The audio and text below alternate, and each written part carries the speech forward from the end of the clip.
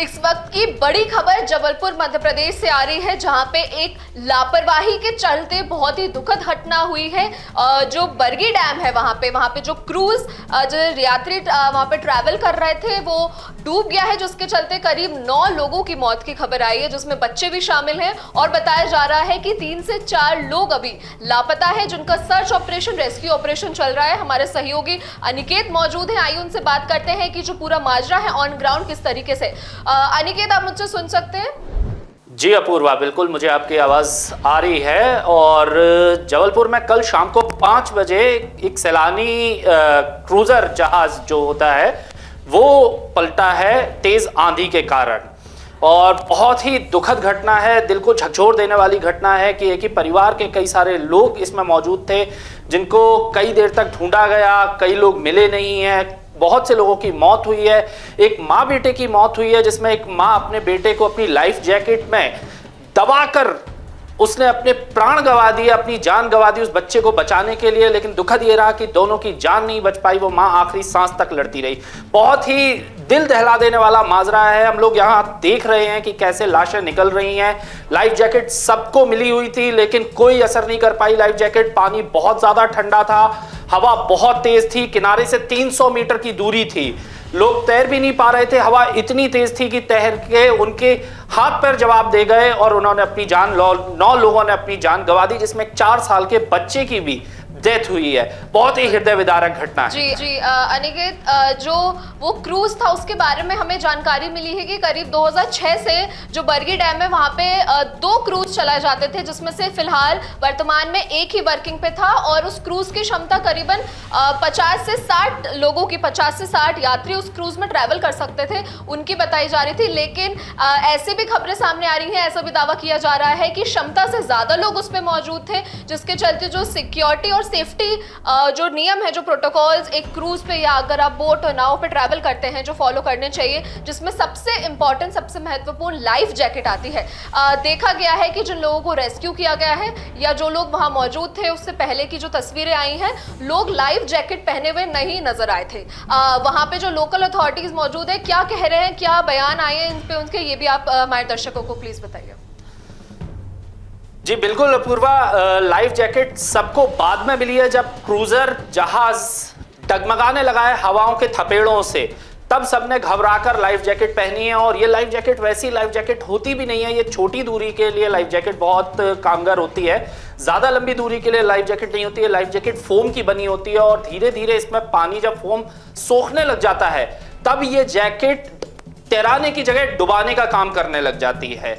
जो असली life jacket होती है उसमें हवा भरी होती है और कई घंटों तक उसमें जो लाइफ जैकेट पहना होता है तैराक, उसे ठंड भी नहीं लगती, उसे कुछ पता भी नहीं चलता और वो कई घंटों तक कमर से ऊपर तक वो पानी की सतह से ऊपर रहता है। लेकिन ये जैकेट वैसी जैकेट नहीं होती, ये काम चलाऊ जैकेट होती हैं जो आमतौर पर हम नाव में या फिर क्रूजर में देखते हैं कि ये छोटी मोटी घटना से बचाने के लिए होती है कि आपकी गर्दन बाहर रहे। लेकिन ठंड से इसमें कोई नहीं बच सकता। पानी बहुत ज्यादा ठंडा था, कई लोग हाइपोथर्मिया की वजह से भी खत्म हुए हैं, जिनकी धड़कनें रुक गई हैं। और लोकल अथॉरिटी की बात करें तो क्रूजर जो पायलट था वो ये बोलता है कि सुरक्षा के पूरे इंतजाम थे और 9 साल का उन्हें लंबा अनुभव भी है पायलट करने का उस क्रूजर जहाज को।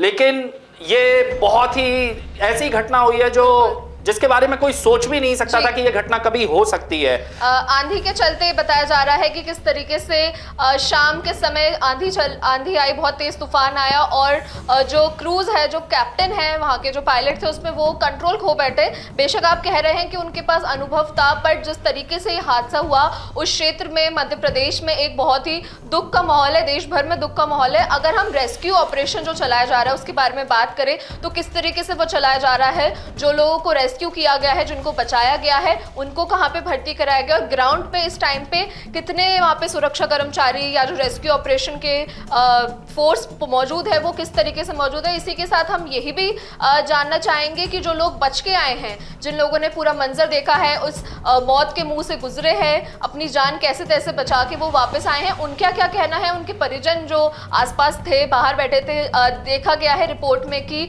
जैसे एक बहुत बड़ी फैमिली आई थी, उसमें से कुछ बुजुर्ग दंपत्ति बाहर बैठे थे, अपने बच्चों को क्रूज का ये जो सफर है वो एंजॉय करते देख रहे थे और वो बाहर थे। और अब जब वो ये सफर खत्म हुआ तो आधा ही परिवार उनका बचा है। अगर 7 से 8 लोग हैं तो महज 2 या 3 लोग ही बचे हैं, कुछ लोग लापता भी है। इसके बारे में क्या खबर है और रेस्क्यू ऑपरेशन फिलहाल कैसा चल रहा है वहां पे? देखिए, रेस्क्यू ऑपरेशन को 21 घंटे से ज्यादा हो चुके हैं और काफी चैलेंजेस आ रहे हैं। हवा बहुत तेज है, पानी बहुत ठंडा है। एसडीआरएफ, एनडीआरएफ के साथ साथ नेवी के मार्कोस कमांडो भी उतार दिए गए हैं, जिनको काफी अनुभव रहता है पानी के नीचे रहने का। उनकी ट्रेनिंग भी बहुत टफ होती है, लेकिन फिर भी पानी के कुदरत के आगे कोई ट्रेनिंग काम नहीं कर पाती है। अभी कुदरत के कई चैलेंजेस हैं। सबका सवाल यही है कि 21 घंटे से ऊपर हो गया है, लेकिन ये ऑपरेशन अभी भी जारी क्यों है? जैसा सवाल आपका है वैसा हमारे मन में भी है, लेकिन चैलेंजेस जब हम यहाँ ग्राउंड जीरो पर खड़े होकर देख रहे हैं तब हमें चैलेंजेस समझ में आ रहे हैं कि हाँ, वाकई में कुदरत के आगे कोई इंसान कभी जीत नहीं सकता। परिवार वाले जो देख रहे हैं, उन्होंने अपनी परिवार की मौत का मंजर देखा है, उनसे अभी कुछ बात कर पाना बहुत मुश्किल है, क्योंकि वो सदमे में है बहुत बुरी तरह। हालांकि सरकार ने इनके लिए राहत भरा काम किया है। 2 लाख रुपए मृतकों को राशि भेंट करने की बात कही गई है और 50,000 रुपए घायलों को देने की बात की गई है। लेकिन मुझे यह लगता है कि 2 लाख रुपए या 50,000 रुपए किसी परिवार का वो नुकसान नहीं भर पाएंगे जो मंजर इन लोगों ने अपनी आंखों से तट पर रहते हुए, किनारे पर रहते हुए अपने परिवार को, मजबूर परिवार को पानी में हाथ पैर मारते हुए जिंदगी के लिए लड़ते हुए देखा था। अगर अभी हाल फिलहाल के मौसम की बात करें तो किस तरीके का मौसम है?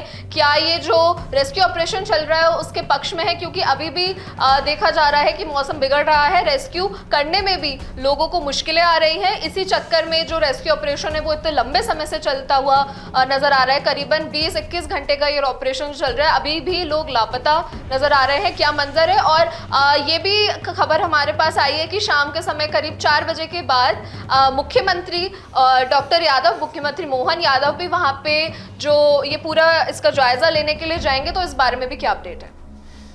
देखिए अपूर्वा, जैसा कि आईएमडी की रिपोर्ट आ रही है, मध्य प्रदेश के निचले हिस्से में जहां मालवा और जबलपुर का हिस्सा आता है वहां तेज आंधी की घटनाएं भी सामने आ रही हैं। तेज बादल भी दिख रहे हैं, ओलावृष्टि भी होने की पूरी संभावना है और बारिश भी तेज होगी। इससे यह ऑपरेशन और लंबा भी खिंच सकता है।